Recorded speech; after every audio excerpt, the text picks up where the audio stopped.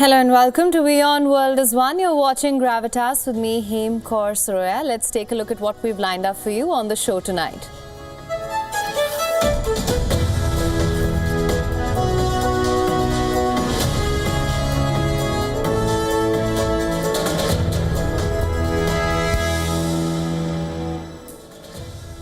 Donald Trump has been sworn in as the 47th President of the United States of America, and his entry back into the White House was accompanied by a slew of executive orders, overturning many of the previous administration's policies as well. And on the show tonight, we will bring you some of the major policy shifts under Trump 2.0. And controversy never seems to be far behind when it comes to Donald Trump and his allies. Elon Musk's hand gesture, it's drawn the ire of netizens, sparking a debate online. We will tell you all about that on the show as well. Also on the show, US President Donald Trump has also expressed skepticism about the Gaza ceasefire. The truce remains shrouded in doubt. We bring you all the latest on this and more on the show tonight. Let's get started. I, Donald John Trump, do solemnly swear.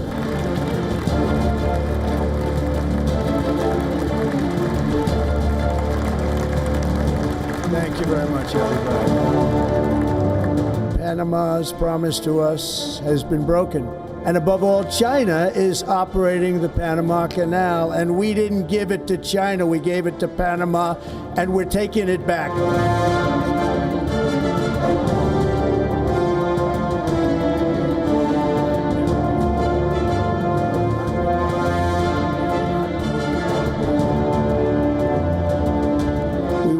Reinstate my Remain in Mexico policy.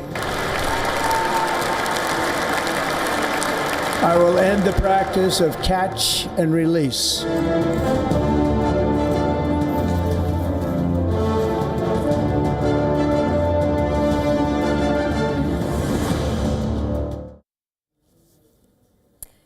Donald Trump is back in the White House after being sworn in as the 47th President of the United States. And Trump wasted no time to fulfill promises he made both on the campaign trail and after he won the presidential election, like taking control of the Panama Canal, launching mass deportations, and eliminating what he views as government waste. Here are the 5 major decisions taken by Trump on day 1. Starting with the most anticipated decision, Trump reiterated his pledge to take control of the Panama Canal, which he accused China of operating. Panama swiftly rejected this claim, with its president Jose Raul Mulino insisting that the canal remains under Panama's control and will stay that way. Trump said China's growing influence in the region threatens U.S. interests, and reminded Americans that giving the canal to Panama in 1999 was quote-unquote foolish. Listen to this. We have been treated very badly from this foolish gift that should have never been made. And above all, China is operating the Panama Canal, and we didn't give it to China, we gave it to Panama, and we're taking it back. Trump, though, did not state any details on how or when he plans to act. But remember, he hasn't ruled out using military force to gain control. Decision number 2. Trump has made immigration a key issue of his campaign, and he's now following through. He declared the illegal immigration situation at the US-Mexico border as a national emergency and plans to deploy troops and ramp up deportations. All illegal entry will immediately be halted, and we will begin the process of returning millions and millions of criminal aliens back to the places from which they came. We will reinstate my Remain in Mexico policy.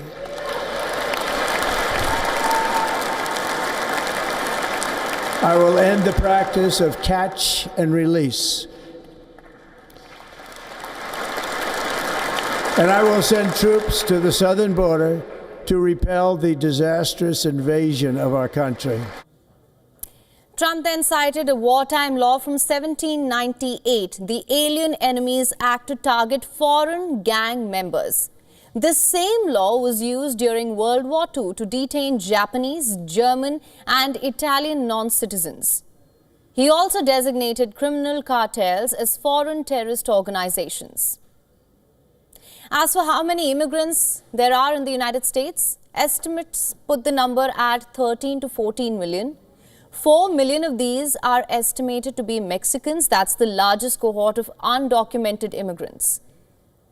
Trump framed his actions as necessary to defend the United States, saying that as commander-in-chief, he must protect U.S. borders and stop invasions.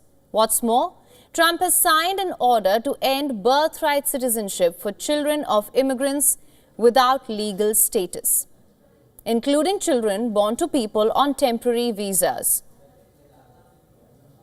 Decision number 3. Trump announced U.S. withdrawal from the World Health Organization, accusing the WHO of ceding to political influences and mishandling global health crises like the COVID-19 pandemic. Trump also criticized the quote-unquote unfair financial burden WHO placed on the United States.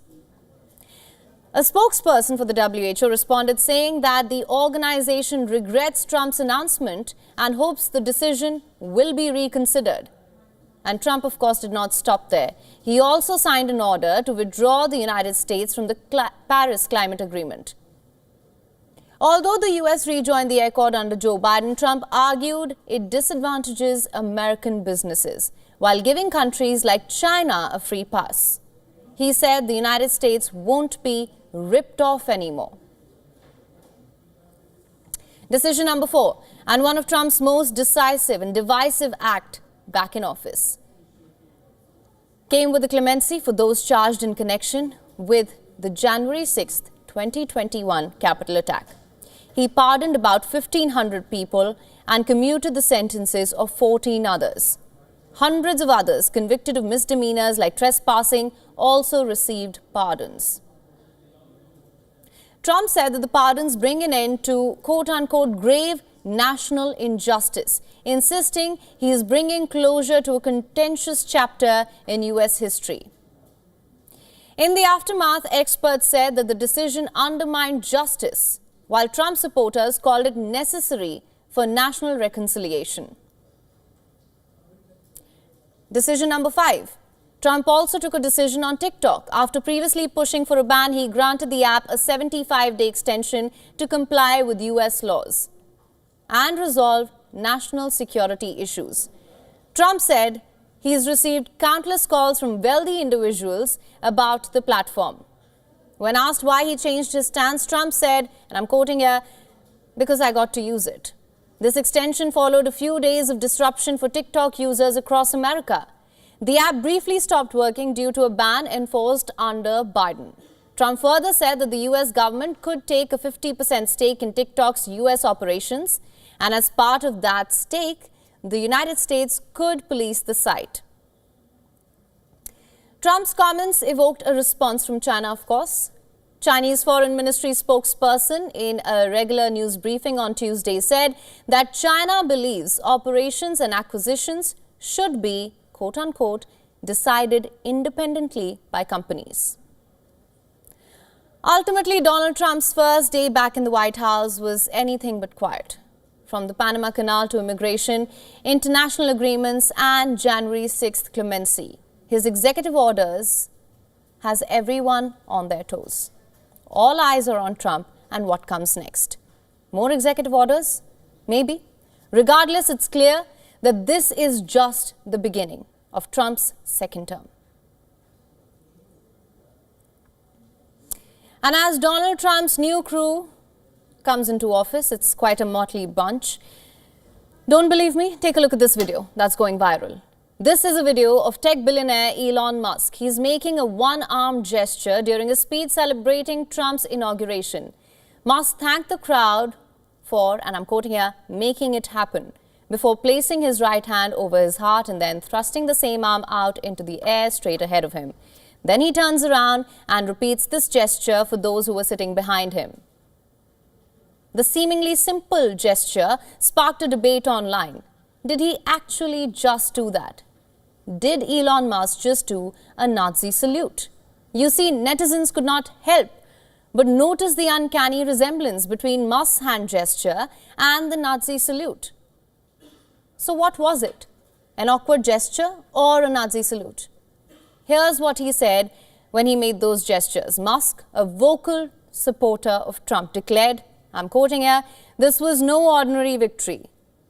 This was a fork in the road of human civilization. This one really mattered. Thank you for making it happen. Thank you." Musk repeated the gesture towards the audience behind him. He said, "My heart goes out to you. It is thanks to you that the future of civilization is assured." Now, critics, including several historians and analysts, argue that Musk's gesture closely resembled the Nazi Sieg Heil salute. For the unversed, it was a symbol of allegiance to Nazi dictator Adolf Hitler during World War II. Historians have described this specific gesture as a Nazi salute and a very belligerent one too. Experts on Nazism in the United States have also echoed the same sentiment, telling people that they should believe their eyes. Musk supporters have cried foul. They've argued that Musk's gesture was innocent, a sign of appreciation. Musk supporters say that the Tesla CEO has previously visited Auschwitz in Israel to learn about the Holocaust and Jewish history. They argued that any suggestion of Musk sympathizing with Nazism is baseless. Meanwhile, the Anti-Defamation League, that's a prominent organization combating anti-Semitism, also weighed in. The organization stated, and I'm quoting, "Elon Musk made an awkward gesture in a moment of enthusiasm, not a Nazi salute." Even some of the historians critical of Musk's policies were of the opinion that this wasn't really a Nazi salute. But Musk's gesture made the neo-Nazi community across the globe very happy.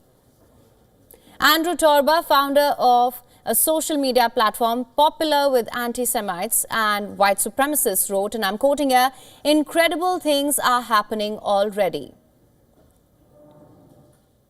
Christopher Paulhaus, leader of the American neo-Nazi group Blood Tribe, wrote on his Telegram channel, again I'm quoting, "I don't care if this was a mistake. I'm going to enjoy the tears over it." Same with Keith Woods, a prominent far-right influencer from Ireland who has praised Musk many times and has said that, I'm quoting again, "Okay, maybe woke really is dead." But what does the richest man on earth himself have to say about all of this? Well, he slammed what he has described as dirty tricks. In response to a post on X, he wrote, and I'm quoting, "Frankly, they need better dirty tricks.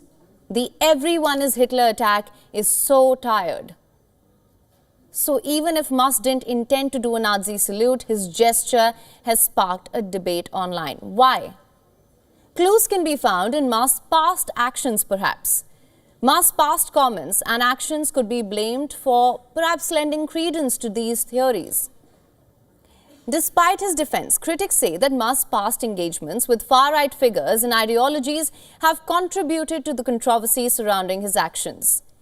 His endorsements of controversial German far-right figures, as well as his statements questioning diversity and immigration policies, have raised concerns about his ideological leanings. These past associations, critics argue, provide context to why many are so quick to interpret his actions and link it to neo-Nazism. In conclusion, the entire episode highlights the impact of social media optics and political polarization. While some argue that the media is over-analyzing Musk's every move due to his political alliances, others say that public figures with influence should be more conscious of their gestures and rhetoric. As for Musk, when has he ever played by the rules?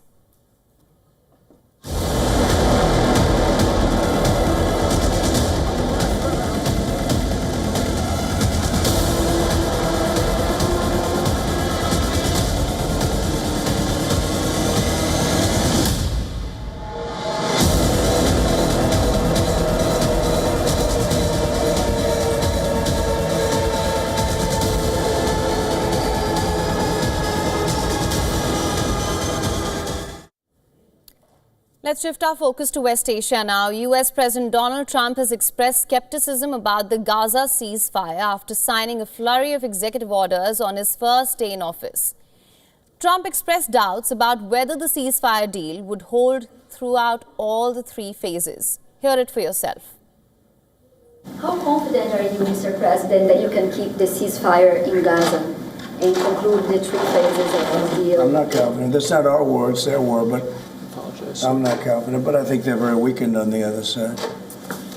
Do you support the two-state Gaza, boy, I looked at a picture of Gaza. Gaza is like a massive demolition site. That place it's really got to be rebuilt in a different way.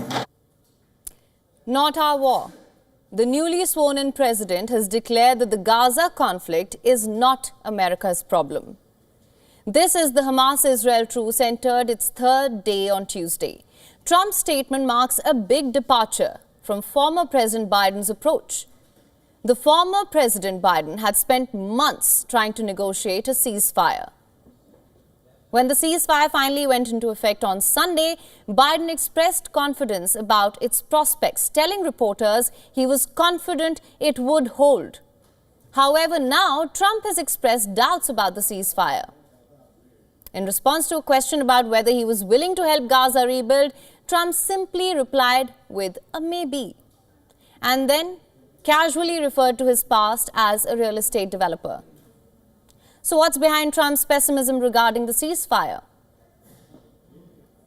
Clues about what he will focus on may be found in Trump's inaugural address as well. Just hours earlier, Trump had stated, I'm quoting, "We will measure our success not only by the battles we win, but also by the wars we end." At a rally afterwards in an indoor stadium, Trump also invited family members of hostages still in Gaza to attend.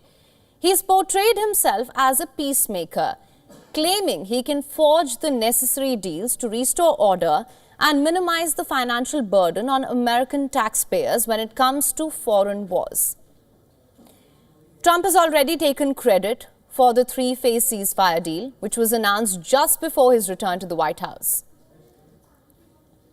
At the same time, he's made it clear that he supports Israel. In fact, in one of his first acts as president, Trump reversed sanctions imposed by the Biden administration on extremist Israeli settler groups and individuals accused of abusing and attacking Palestinians in the occupied West Bank.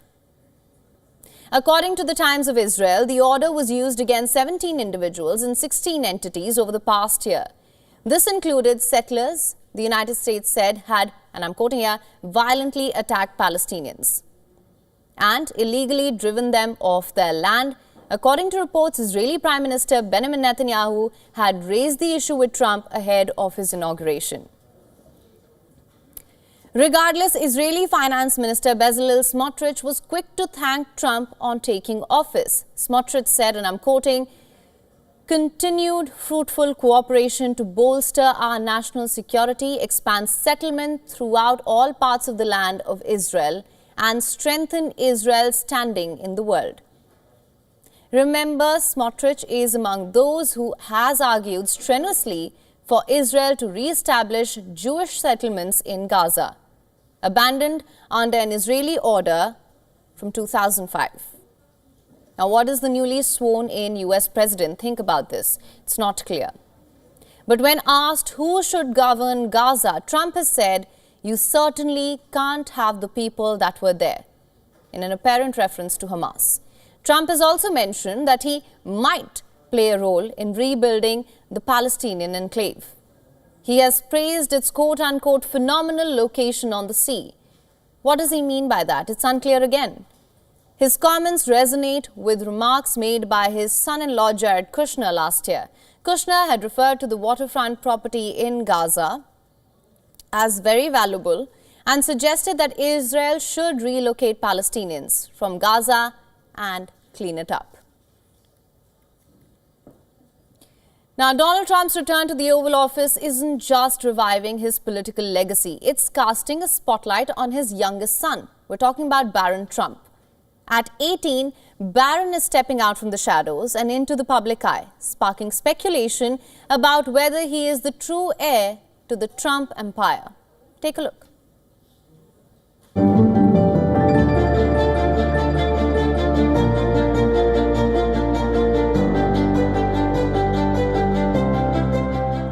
In the frigid Washington air, as Donald Trump reclaims the presidency, a new Trump emerges from the shadows. Towering at an impressive 6 feet 9 inches, Barron stole the show at the inauguration. Dressed in a custom-pierced bespoke suit and cashmere overcoat, the NYU student's polished appearance turned heads. His choice of an American brand echoes his father's America First vision, solidifying his growing image as a figure to watch. And then I have a very tall son named Barron. Has anyone ever heard of him? Trump was all praise for his son at the inauguration ceremony. He knew the youth vote. You know, we won the youth vote by 36 points. And he was saying, Dad, you got to go out and do this one and that one. And we did a lot of them. And he respects them all. He understood them very well. And he said, Dad, you got to go out, do Joe Rogan, do all these guys. And we did. Behind his sophisticated exterior lies a strategic mind. Reports suggest Barron played a crucial role in his father's campaign, particularly in crafting messages for Generation Z voters. It was Barron's advice which prompted Trump to do podcasts during his election campaign. His understanding of young America's pulse proves invaluable in bridging the generational gap that often plagues conservative politics, Barron pumping his fist at a rally in Miami in July as he campaigned for his father. Barron spent much of his childhood at the Trump Tower in Manhattan, living there until his father was sworn in as the 45th president in early 2017. He was 5 feet 11 inches then, as seen in these images, walking with his father and mother. Now he is towering at 6 feet 9 inches.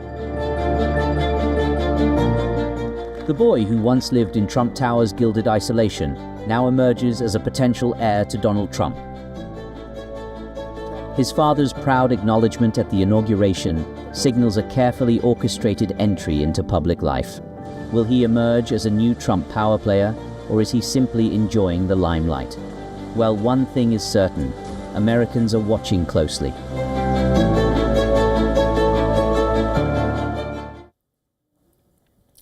And our next story is about the curious case of China's missing scientists. It's a tale that's become all too familiar.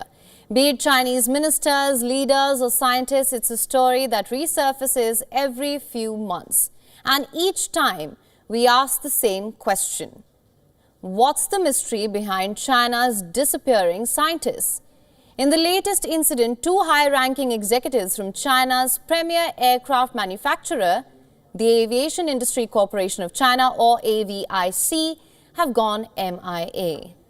The profiles of General Manager Hao Xiaoping and lead engineer Yang Wei, the mastermind behind China's J-20 stealth jet, have vanished from the company's website, that too without a shred of explanation. Both have not been seen publicly for months. What could possibly account for their abrupt disappearance? The Chinese media first reported the removal of the 2 profiles over the weekend. But then the initial report was mysteriously taken down shortly after. The J-20 designer's profile has also disappeared from the website of National Research Institute. He's a member of the Science and Technology Division. Their disappearance comes amid ongoing investigation into former AVIC chairman Tan Roisong. He was ousted and placed under investigation for corruption this past August. In recent months, both Yang and Hao have been missing from leadership meetings of the AVIC. While Hao was last seen at an AVIC meeting in August, Yang's last public appearance at such a meeting was on the 31st of October. Yang, who joined AVIC after graduating in 1985 and rose to become its deputy general manager in 2018, had reached the official retirement age of 60 in 2023. The Chinese Academy of Sciences, however, has no age limit.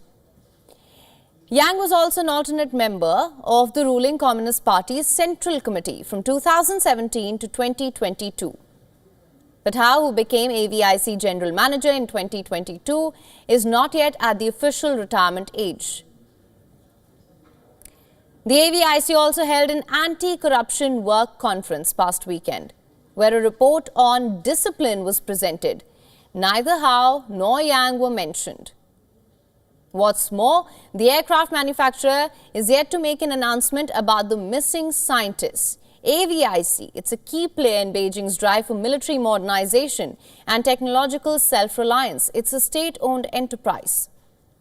AVIC, as well as other defense conglomerates like China Electronics Technology Group Corporation and China National Nuclear Corporation, they've undergone leadership changes in 2023. China's aerospace defense industry, it's come under growing scrutiny as senior military leaders have come under President Xi Jinping's sweeping anti-corruption campaign. Xi's crackdown has also included former Defense Minister Li Shangfu. He too has an airspace background and has spent decades in military's equipment department. Li was dismissed as defense chief in February last year, and after just 6 months on the job, he was placed under investigation for corruption in June, along with his predecessor Wei Fenghe. Their mysterious absence follows similar disappearances of China's former foreign minister Qin Gang. He too disappeared from public eye before being unceremoniously replaced from his cabinet post by his predecessor Wang Yi. In conclusion, the purge of influential officials and the atmosphere of secrecy surrounding Xi's leadership raises some serious questions and concerns about the stability of his governance. While Xi may see this as a tight control over key power centers and loyalty of a select group of aides as strength, the frequent disappearances only heightens speculation.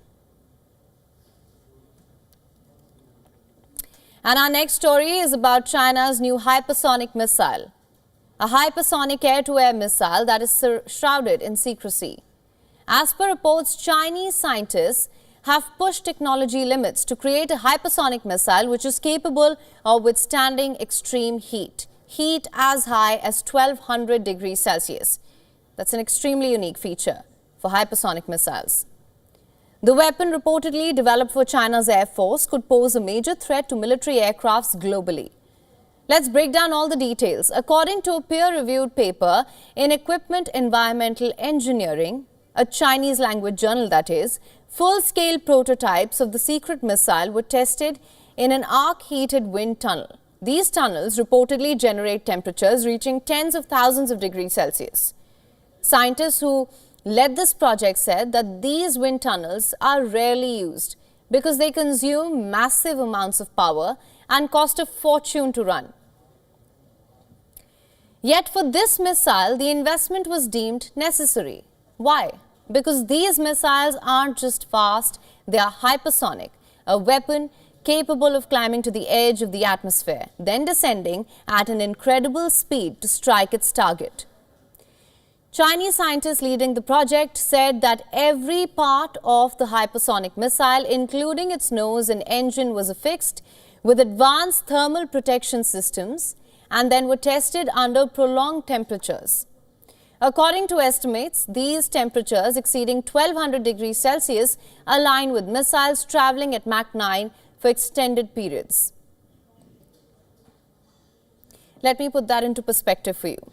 Most airborne missile warning systems have a detection range of less than 10 kilometers. If this missile reaches speeds matching Mach 9, pilots of military aircrafts would have under 4 seconds to react, just 4 seconds. And this breakthrough reportedly did not happen overnight. Historically, the idea of a hypersonic air-to-air missile seemed implausible. Across the world, countries faced one major hurdle in developing such weapons: heat. You see, during a hypersonic flight, missiles endure rapid and extreme temperature changes. This can reportedly cause deformation, structural damage, even destruction. Now, Chinese scientists have tackled this challenge head-on. They've reportedly asked and they've used these flames that are used for welding metals, lasers and plasma to test heat-resistant materials. And just for perspective, plasma flames can reach temperatures as high as 16,000 degrees Celsius. And meanwhile, the arc-heated wind tunnel stimulates thermal environment a missile would face in such a flight. But were these measures enough? Not exactly. Even with such advanced materials in test, the secret missile stability continues to remain a concern. Scientists leading the test said that thermal stress can potentially distort its structure, affecting the missile's trajectory and accuracy, and more importantly, its reliability. So what does all of this mean? You see, if China successfully deploys this weapon, it could redefine aerial combat. Countries will need to rethink their defense strategies, and the margin for error, underestimation or miscalculation, could shrink even further. For now, the missile remains in development, but its implications are clear. All right, we now shift our attention to the United Kingdom. UK Prime Minister Keir Starmer raised concerns about the growing dangers of online radicalization, warning that there is a new wave of terrorism, different from what the world has seen before. In a televised statement, Starmer linked these risks to the tragic events of last July in UK's Southport, where a teenager killed 3 young girls in a brutal knife attack. Starmer said that the teenager had been exposed to violent online material before carrying out his horrific crime. Speaking just a day after the 18-year-old pleaded guilty, Starmer said that the responsibility for the crime lies solely with the individual who committed it. Starmer made these comments amidst allegations that the Labour government withheld information about the suspect in the aftermath of the attack. In his televised statement, Starmer also highlighted broader issues, calling attention to the influence of violent content readily available online, suggesting it could inspire such lone acts of violence, criticizing social media platforms for failing to act on violent content. Questions such as how we protect our children from the tidal wave of violence freely available online. Because you can't tell me that the material this individual viewed before committing these murders should be accessible on mainstream social media platforms? That with just a few clicks, people can watch video after horrific video. Videos that in some cases are never taken down. Starmer also warned about a new wave of terrorism, a threat posed by quote-unquote loners. The blunt truth here is that this case is a sign. Britain now faces a new threat. Terrorism has changed. In the past, the predominant threat was highly organised groups with clear political intent, groups like Al-Qaeda. That threat, of course, remains. But now, alongside that, we also see acts of extreme violence perpetrated by loners. And so if the law needs to change to recognise this new and dangerous threat, then we will change it, and quickly. And we will also review our entire counter-extremist system to make sure we have what we need to defeat it. Now, Starmer's warning is clear. The fight against this modern form of terrorism will require a different and decisive action. How will the governments in the UK and across the world deal with this new kind of threat remains to be seen. Now, shifting our focus to Australia, where in a rather gruesome act, a childcare centre in Sydney was set ablaze early Tuesday. An anti-Semitic graffiti was sprayed on the wall as per authorities. This marks the latest in a spate of attacks in Australia targeting the Jewish community. According to the police, the centre, located near a Jewish school and synagogue in the city's east, suffered extensive damage, but no injuries have been reported in the attack so far. What's more, following this on Tuesday, officials said an Australian state was committing more police to investigate a spate of anti-Semitic crimes. On Tuesday, Prime Minister Anthony Albanese had earlier visited the childcare centre in Maroubra and said that National Cabinet would meet to discuss anti-Semitism and related hate crimes across Australia. Meanwhile, the state police confirmed that arrests had been made over separate incidents of vandalism. New South Wales State Premier Chris Minns assured that the perpetrators for this incident too would be caught. I think I speak on behalf of every decent Australian when I say that these scenes of a torched out childcare centre on the same premises or block as a synagogue is completely heartbreaking. This is appalling behaviour. It's against everything and all of the traditions that we hold dear in Australia. These anti-Semitic attacks are the opposite of the kind of country that we all want to live in. What's more alarming is the fact that this is the second anti-Semitic attack on property just within 4 days, as per the Australian police. Not just that, as per reports, it is the 8th such anti-Semitic attack in the past 3 months. You see, anti-Semitic attacks are not a recent occurrence in Australia per se. In fact, Australia has seen a sharp rise in anti-Semitic and Islamophobic incidents since Israel retaliated against an attack by Hamas on the 7th of October 2023 with its assault on Gaza that has left tens of thousands dead. In the last 2 months, at least half a dozen incidents were reported in Sydney alone. However, there's been a recurring pattern to these attacks. What's that? The use of graffiti. And not just any graffiti for that matter, but anti-Semitic graffiti. One that expresses hatred against the Jews. Also notice the location of these crimes. They're reported to be occurring near synagogues, which is a place of worship for the Jews. And not just religious places, many neighborhoods, which Jewish residents call home, too have been targeted. Let's give you a better understanding of the recent spate of attacks. In Sydney alone, as per reports, on the 10th of January, a synagogue in southern Sydney was daubed in anti-Semitic graffiti. More prominently, swastika signs painted on the building, along with a message reading, Hitler on top.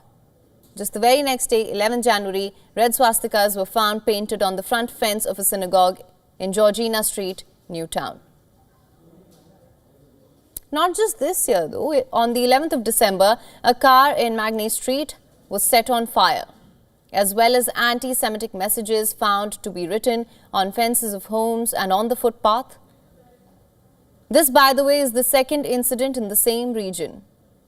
After the 21st of November, where more than a dozen vehicles in Wellington Street were sprayed with hate messages and one car was set on fire. This is concerning, to say the least, and doesn't seem to bode well for the Albanese government, which is facing a national election due May, where anti-Semitism is shaping up to be a key issue that can decide the course the country will take in the coming days, as well as the future of the Jewish community in Australia. Now, in the face of growing public frustration over these anti-Semitic attacks, will the Albanese government succeed in addressing this issue promptly? We'll have to wait and watch.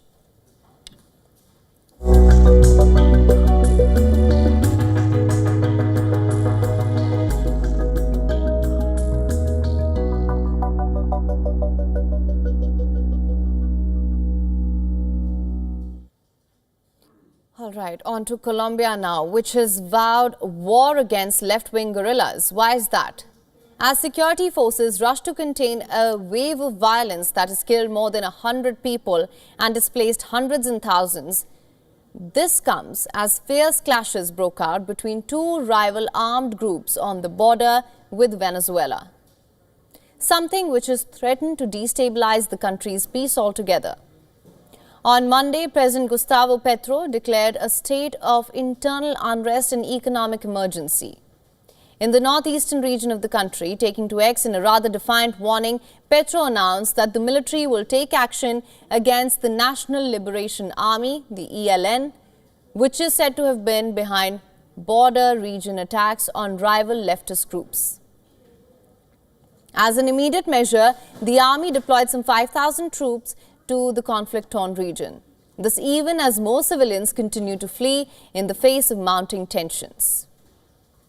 Efectivamente, tenemos unos cuerpos que aún no han sido recuperados, que estamos tratando de localizar con las funerarias que están trabajando para ello.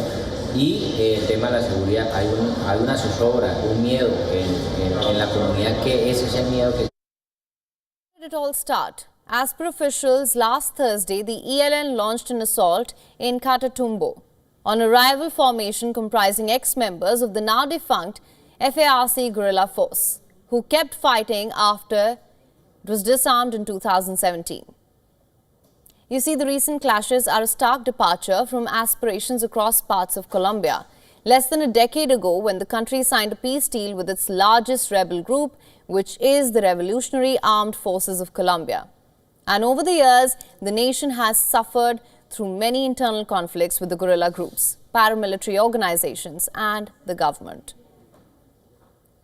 They're all fighting for control of the country and a grip on the lucrative narco-trafficking industry, dominated by drug cartels. And now, one of the most serious political unrests unfolding in the country in recent history is also coupled with an economic emergency, urging the president to allocate financial resources to the region on an immediate basis. And now the question is, can the Colombian leader tackle this crisis and restore peace and normalcy in the country anytime soon? Only time will tell.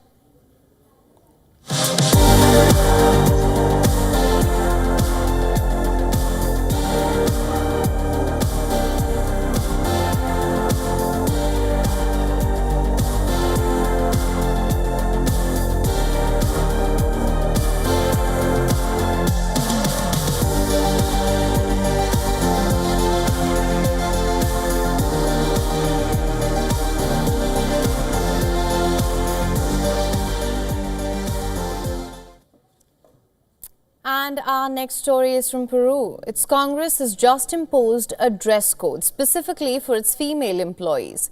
The Peruvian Congress has banned mini skirts, shorts and even jeans for its female members. What prompted the Peruvian parliament to make this discriminatory decision?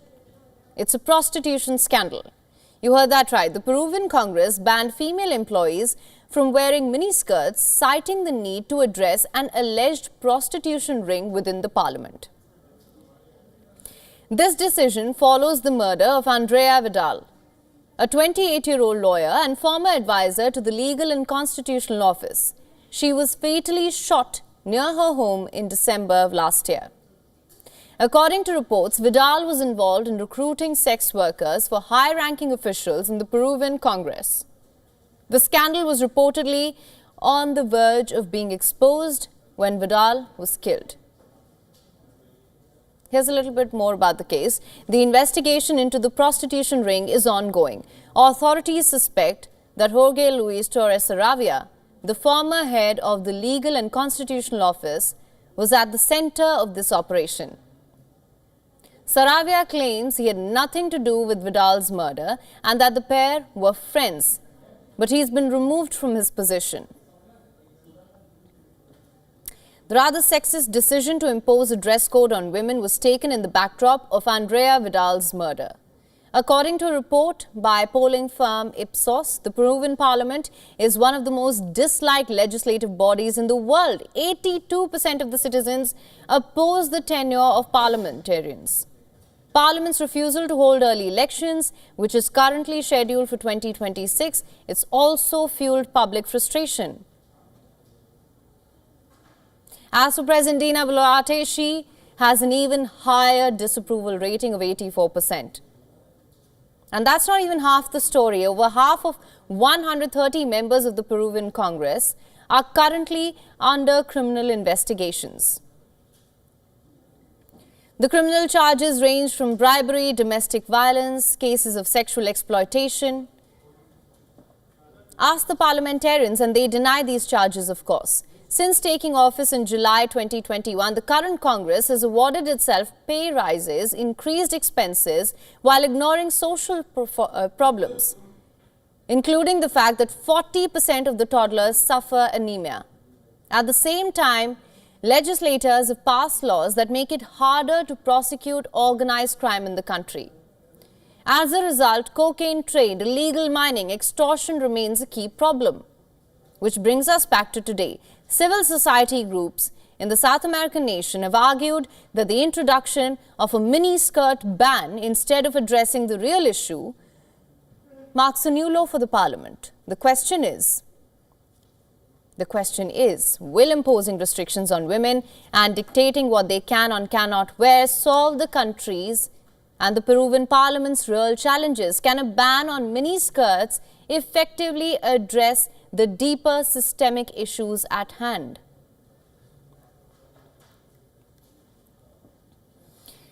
The human brain is a wonder.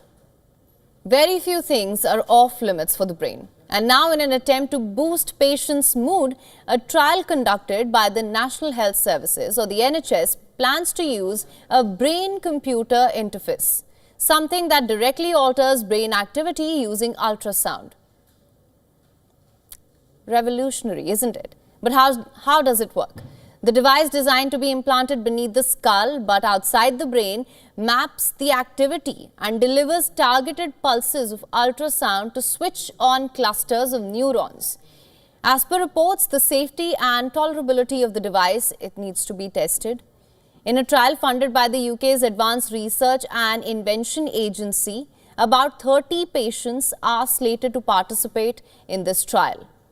Starting from March this year, the study will run for 3.5 years, reportedly with the first 8 months focused on securing regulatory approval, which, if achieved, may graduate into a full-blown clinical trial over time for diagnosis of select conditions. But what does it seek to achieve exactly? Doctors hope that this technology could revolutionize the treatment of depression, addiction, obsessive compulsive disorders, or epilepsy. How is that? By balancing disrupted patterns of brain activity. More or less, all the diseases mentioned above are connected to the brain function in an integral way. And experts suggest technology such as this one, if proven successful, can only facilitate better outcomes and also help treat a broad range of issues. This also means a huge opportunity where scientists and researchers feel boosted to tap into the potential of newer types of technologies that might have answers to complex issues. Elon Musk's brain-computer interface, or BCI company, which is Neuralink, launched a clinical trial in patients suffering from paralysis. In fact, during a recent interview at a Las Vegas event that streamed on X, Musk announced that now a third person has received an implant from Neuralink, which marked another milestone in the company's efforts to connect the nervous system to machines. Not just that. Another study worked on restoring communication to patients who had suffered strokes by translating their thoughts directly into speech. And now this trial seeks to take the BCI technology one step further. But just like any other medical venture, of course, it's not without its share of challenges. You see, technologies such as this one raise significant ethical issues about the ownership and privacy of data, the possibility of enhancement, as well as the risk of neurodiscrimination. That's because data acquired from the brain might be used to judge a person's employability, his or her eligibility for medical insurance for that matter. At the very outset, innovations such as these look promising and instill a great deal of hope. As far as medical breakthroughs are concerned, there are other sensitive issues that need to be addressed.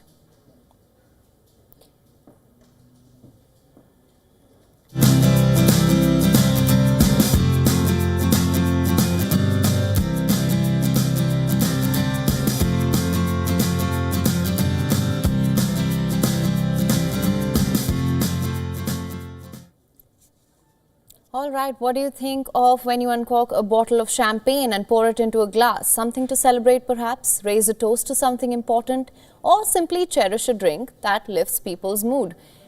But what if I told you a recent phenomenon seems to be drawing the fizz out of this bubbly? Something that has been impacting its sales massively. Well, according to the Champagne Producers Association, shipments of champagne have gone down nearly 10% last year. Why is that?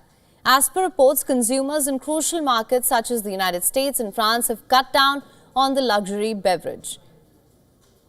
France being the home country where the drink is made. And what's the reason for this? Now, world over, economic and political anxiety have dampened the mood, one that allows people to be jubilant and have fun. Can they be blamed? As per Comité Champagne, the trade association that represents the interests of independent champagne producers and champagne houses, inflation, war and conflicts, as well as economic and political uncertainties gripping some of the biggest markets may be the reason behind the slump in champagne sales. You see, as per the co-president of the body, fine wine such as champagne is a real barometer of the state of the mind of consumers, as their very mood seems to reflect the very status of sales. Last July, French champagne producers ordered a cut in the number of grapes harvested after sales fell more than 15% in the first half of 2024. In fact, as per the association, global exports of champagne totaled 271.4 million bottles in 2024, but it marked a 9.2% decrease from 2023. Not just that, champagne has competitors too, of course, in the form of other affordable alternatives such as Prosecco, English sparkling wine, Cremant, which are increasingly picking pace among consumers. Apart from that, there's also been a shift in habits. As growing evidence suggests, Gen Z and millennials in key markets such as the United States are turning their backs on alcohol and opting for mocktails instead. However, it's not just champagne whose sales have taken a hit. You see, in 2024, overall luxury spending stagnated, with big brands seeing their share prices drop. Among them is Kering, the owner of Gucci, YSL and Balenciaga, which saw its stocks fall more than 40% last year. LVMH sales too declined by 3% just in the third quarter of 2024, which is partly attributed to the weakened consumer confidence in China. In the face of such setbacks for brands globally, can champagne live up to its very charm and revive its sales in the coming days? We'll have to wait and watch. All right, and with that, it's a wrap on this edition of Gravitas. News and updates continue on the other side on WION World is One. Thank you so much for tuning in.